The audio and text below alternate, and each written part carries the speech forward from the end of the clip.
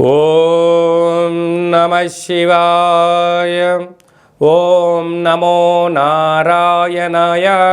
ఓం శ్రీ స్వర్ణాకర్షణ కాల భైరవాయ నమో నమః. ఓం ఒటుక కాల భైరవాయ నమో నమః. హరి ఓం. మా ఛానల్కి స్వాగతం. చూస్తున్న వీక్షకులకు, ప్రేక్షకులకు, ప్రియ కాళభైరవ భగవద్బంధులకి స్వాగతం పలుకుతూ మమ్మల్ని ఎంతగానో ఆదరిస్తూ ఉండబడిన ప్రియ సోదరి మనులకు అందరికీ కూడా ముక్కోటి ఏకాదశి పండగ శుభాకాంక్షలు. సనాతన ధర్మ వీక్షకులకు, సంరక్షకులకు అందరిపైన దత్తాత్రేయ స్వామి యొక్క ఆశీస్సులు ఉండాలని కోరుకుందాం.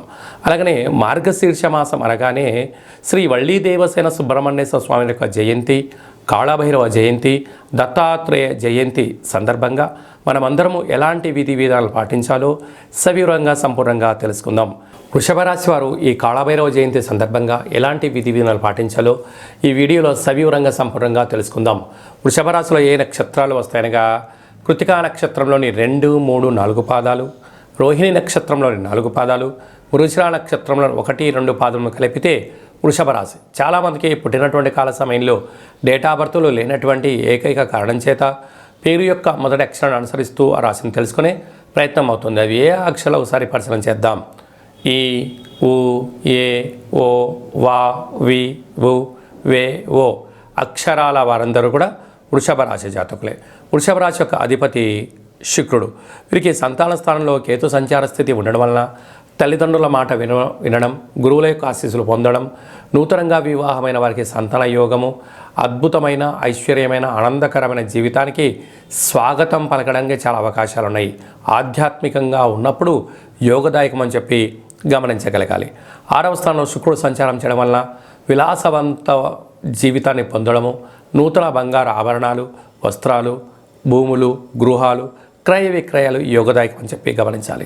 సప్తమంలో కుజుడు సంచారం చేయనప్పుడు కుజదోష ప్రభావం కారణం వల్ల ఆ కుజుడు స్వక్షేత్రంగా అవ్వడం వలన ఆవేశానికి దూరంగా ఉండడం, ఆలోచనగా ఉండడం, అనర్థంగా ప్రవర్తించకుండా జ్ఞానంగా ఉండగలిగినట్లయితే మీకు అనేక రకాలమైనటువంటి సమస్యలను తొలగించుకునే మానవ ప్రయత్నం చేసే పరిస్థితి ఉంటుంది.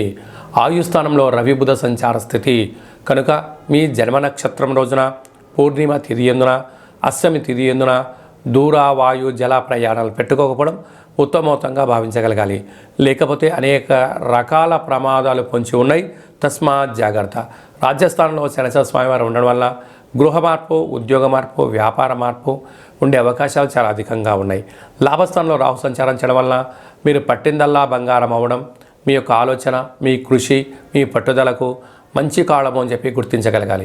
వ్యయంలో దేవగురు బృహస్పతి సంచారం చేయడం వలన వృత్తులలో, ఉద్యోగాల్లో, వ్యాపారాలలో, సేవారంగ కార్యక్రమాలలో కొన్ని మెళుకలు అవసరము. పెద్దవాళ్ళు చెప్తే వినే ప్రయత్నం చేయండి. కొత్త ప్రయోగాలు చేసేటప్పుడు 1కి 100 సార్లు ప్రయత్నం చేయగలగాలి.